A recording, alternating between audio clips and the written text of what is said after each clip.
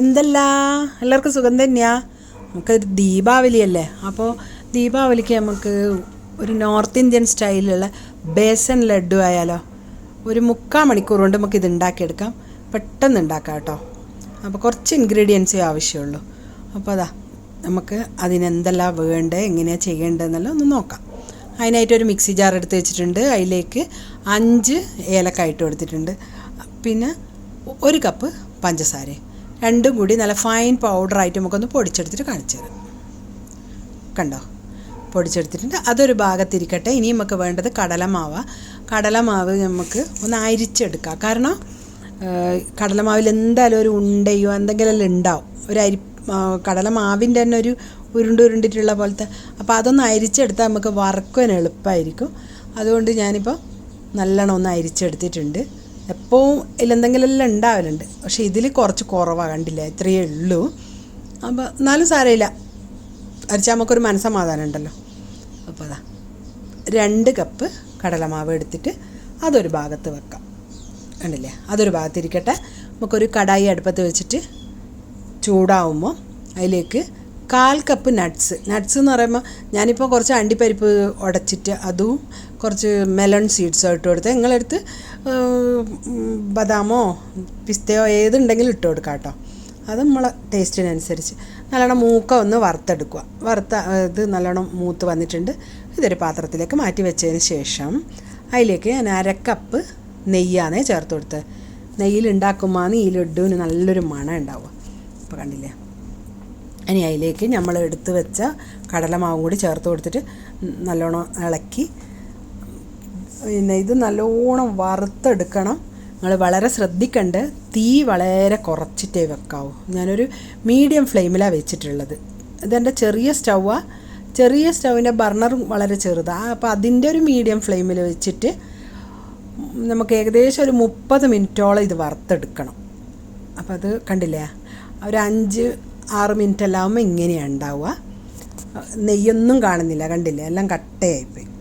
ഇനിയിപ്പോൾ ഒരു 10 മിനിറ്റ് ആകുമ്പോൾ നോക്കാം നമുക്ക്. അന്നേരം നമുക്ക് മനസ്സിലാവും ഇതിൻ്റെ വേറൊരു രൂപം. കണ്ടില്ലേ, ഒരു 10-12 മിനിറ്റ് ആയിട്ടുണ്ട്. അപ്പോഴത്തേക്ക് നമുക്ക് ഇങ്ങനെയായി. ഇനി കുറച്ച് നേരം കഴിയുമ്പോൾ ഇതാ അതിൽ നിന്ന് നെയ്യ് തിരിച്ച് വരാൻ തുടങ്ങി.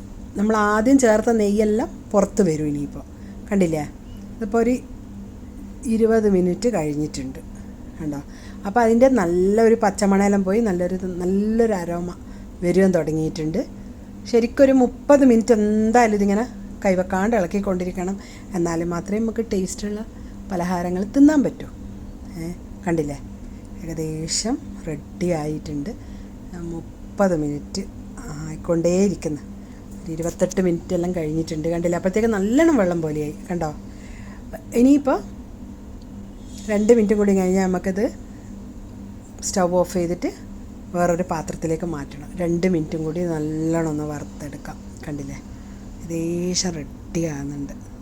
നല്ല എന്തൊരു മണമെന്നറിയോ ഇതിന്. അത് റെഡി. 30 മിനിറ്റ് ആയിട്ടുണ്ട്. ഇനി നമുക്കിതൊന്ന് സ്റ്റവ് ഓഫ് ചെയ്തിട്ട് വേറൊരു പാത്രത്തിലേക്ക് മാറ്റാം. ഇതിലേക്ക് മാറ്റിയിട്ട് തണുക്കാൻ വെക്കണം. തണുത്തോട്ടെ, എന്നാൽ തീരെ ഐസ് പോലെ ആവണ്ട. നമ്മളെ കൈ വെക്കാൻ പറ്റുന്നൊരു ചൂട് ആകുന്നവരെ അടന്ന് തണുക്കട്ടെ. അത് കുറച്ച് നേരം ഒരു 10-25 മിനിറ്റോളം വെച്ചാൽ അങ്ങനെ ഒരു തണുപ്പിലെത്തും. കണ്ടോ. ഇപ്പോൾ തരക്കേടില്ല, തൊടുമ്പോൾ അങ്ങനെ പൊള്ളുന്നില്ല. ഈ സമയത്ത് പഞ്ചസാരയും ഏലക്കായും കൂടി പൊടിച്ചത് നമുക്കിതിൽ ചേർത്ത് കൊടുക്കാം. ഈ ചൂടുണ്ടെങ്കിൽ പഞ്ചസാര മെൽറ്റായി പോകാൻ സാധ്യതയുണ്ട്. അപ്പം പിന്നെ വെള്ളം പോലെ ആവില്ല. അതുകൊണ്ടാണ് അങ്ങനെ ചേർത്തത്. ഞാൻ ഇതിൽ വെച്ച് കുഴച്ചെടുക്കാമെന്ന് വിചാരിച്ചു, പക്ഷേ സ്ഥലം മതിയാവുന്നില്ല. നമ്മളാദ്യം ഈ വറുത്ത് വെച്ച നട്ട്സ് കുറച്ച് ബാക്കി വെക്കുന്നുണ്ട് കേട്ടോ. അതൊരു ഭാഗത്തിരിക്കട്ടെ. നമുക്ക് ഗാർണിഷ് ചെയ്യാൻ വേണ്ടിയിട്ട്.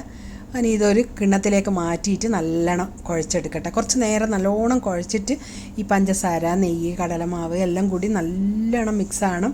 കൂടാണ്ട് നമ്മൾ ചേർത്ത നട്ട്സും എല്ലാം റെഡി ആയിട്ടുണ്ട്. ഇനി കയ്യിൽ കുറച്ച് നെയ്യ് എടുത്തിട്ട് വേണമെങ്കിൽ, നെയ്യ് ആവശ്യമില്ല ശരിക്കും, വേണമെങ്കിൽ നെയ്യ് എടുത്തിട്ട് ഇങ്ങനെ ഉരുട്ടാം. അതല്ലാന്നുണ്ടെങ്കിൽ നിങ്ങൾക്ക് വെറുതെ തന്നെ ഉരുട്ടിയാലും നല്ലോണം കിട്ടും.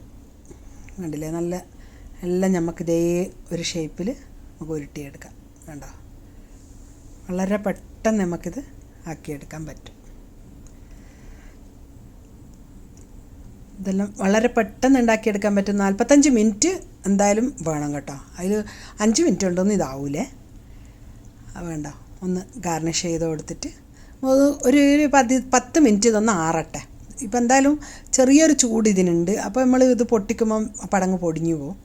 അപ്പോൾ അതാ 10 മിനിറ്റ് കഴിഞ്ഞിട്ടുണ്ട്. കണ്ടില്ലേ, നല്ല അടിപൊളി ബേസൻ ലഡ്ഡു. കണ്ടില്ലേ, ലഡ്ഡു എന്നും കൂടി പറയും തമിഴ്നാട്ടിൽ ഇതിന്. ഒരു മാവ് കൊണ്ടുണ്ടാക്കുന്നതല്ലേ. കണ്ടില്ലേ, നല്ല അടിപൊളി ലഡ്ഡു. എല്ലാവരും ഉണ്ടാക്കി കഴിച്ചു നോക്കി അഭിപ്രായം അറിയിക്കാൻ മറക്കണ്ട. അടുത്ത ആഴ്ച കാണുന്നത് വരെ എല്ലാവർക്കും ദീപാവലി ആശംസകൾ.